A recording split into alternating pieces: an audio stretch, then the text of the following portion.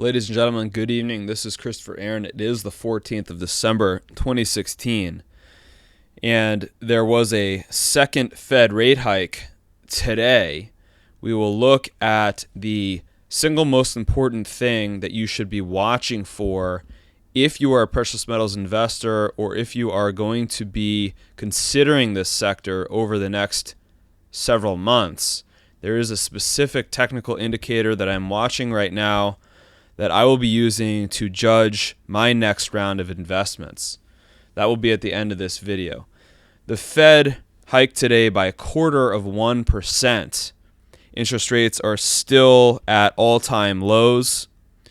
We gave the evidence last week that the Fed was going to be hiking, and that indeed turned out to be correct.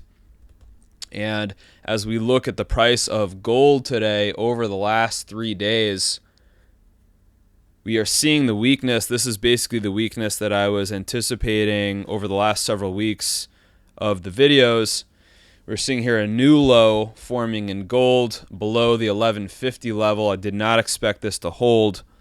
Switching over to look at silver, we are seeing weakness also in silver to the tune of 50 cents from the high to the low today. However, if you're watching these metals on a daily basis, you will be noticing that silver is holding up relatively better than gold at this juncture. That is a curious phenomenon that has implications for the nature of the cycle that we are in right now.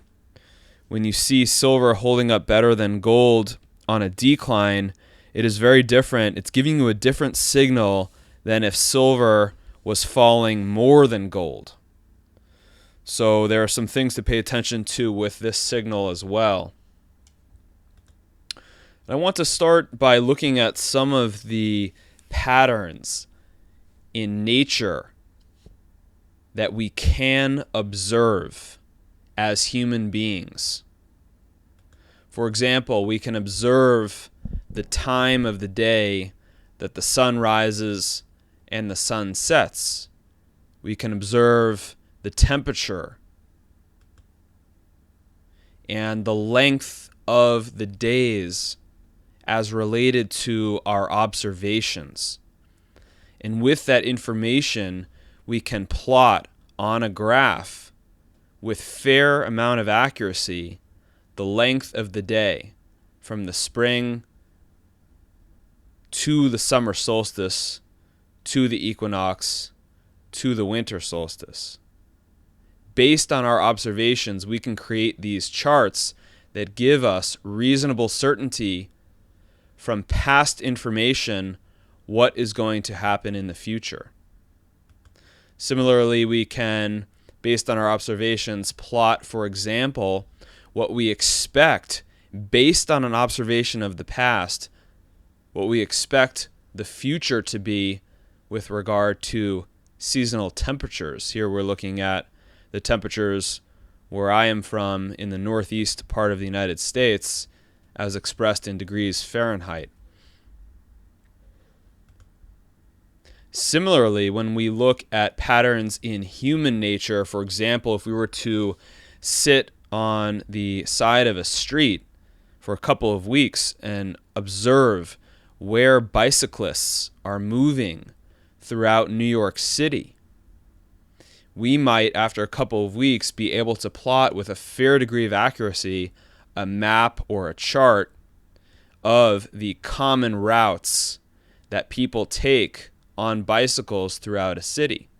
So based on the past observation, we can make fairly reliable predictions of what we should expect in the future. Can we say it with 100% certainty that in Lower Manhattan at 3:52 p.m. on December 17th, there will be a bicyclist crossing the street? Of course not. We can't be 100% certain. But can we be some percentage certain? The answer is yes. And is some percentage of certainty better than no certainty at all? Absolutely yes. So there is merit to making observations of human behavior in the past in order to give us some percentage of reliability as to what is going to happen in the future. And in the same way, we can observe how human nature applies to precious metals.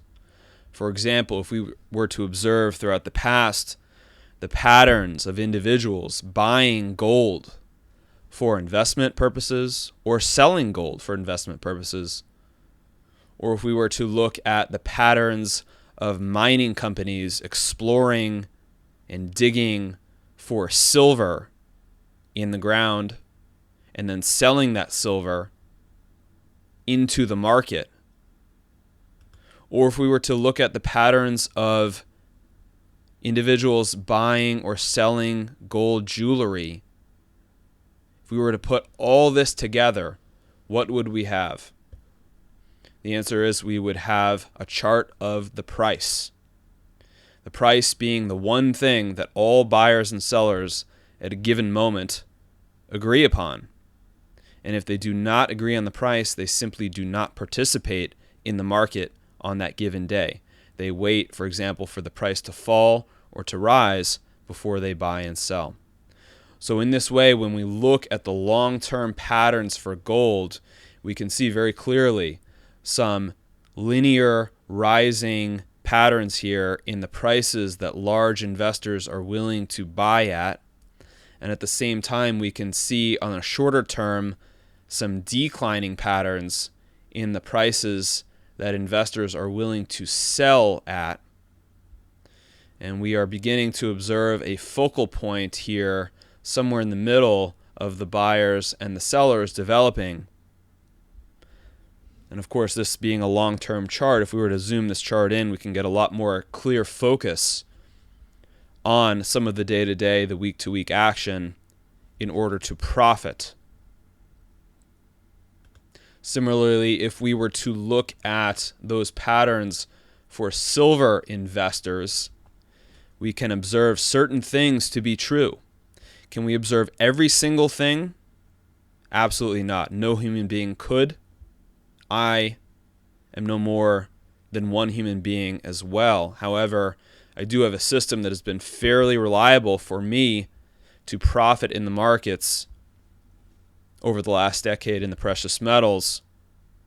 And when we apply this to silver, and we can observe that this last low, for example, in late 2015, came here at exactly the same rising linear trend line that had held silver since 2003, we can observe clearly this is not a random pattern here that is developing in the price of silver.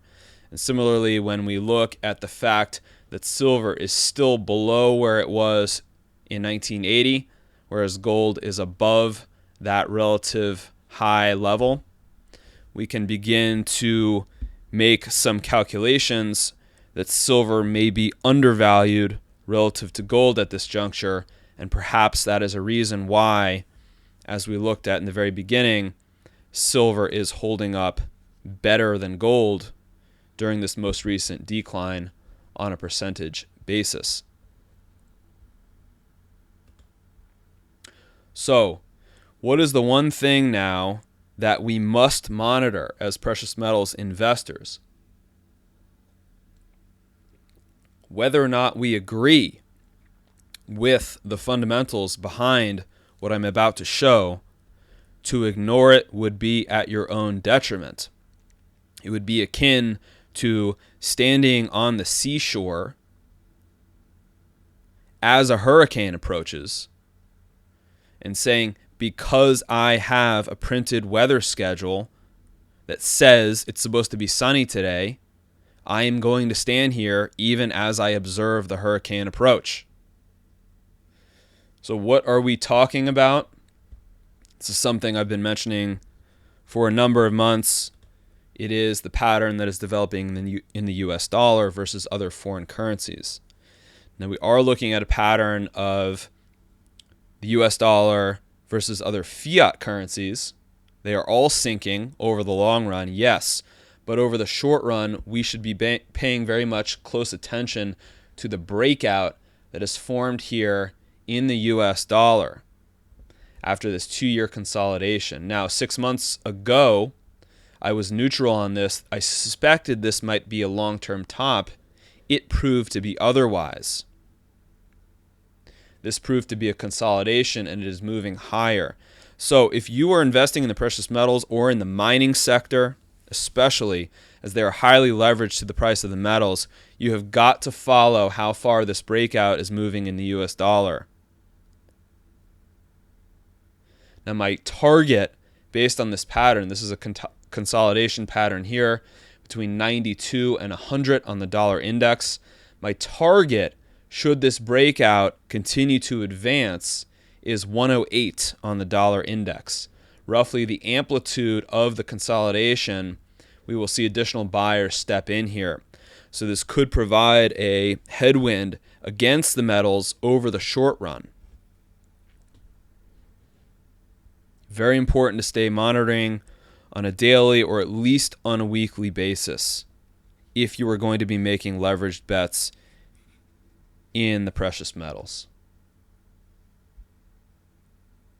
What is the only constant out of all this that we were talking about here? What is the only thing that we can say is going to stay the same?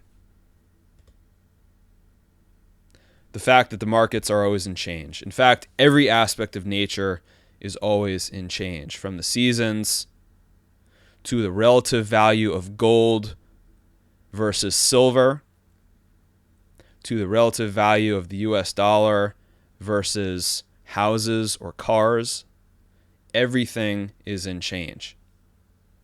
And I would encourage you, if you are really serious about this, to consider staying on top of the change and not taking any one prediction made at any one time to be lasting for all of eternity, but to stay on top of the changes that are happening in the markets. And that is what I do attempt to provide for those individuals who find some value in the system that I'm providing here.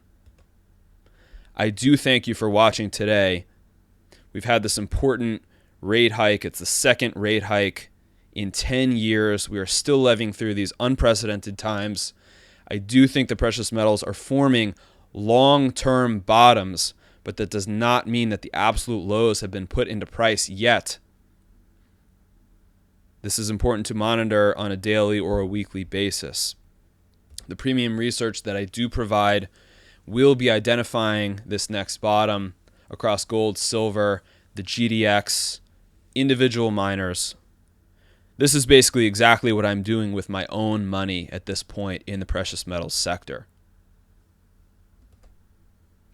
I also do individual consultations by phone, by Skype, and by email for individuals who are looking for a researched independent perspective on their unique situation. I don't sell the metals. I have no interest in telling you to buy if I think they're going down. I simply try to provide the best information from the research that I've done over many years to try to help individuals. Thank you again for watching. The next video will be this time next week.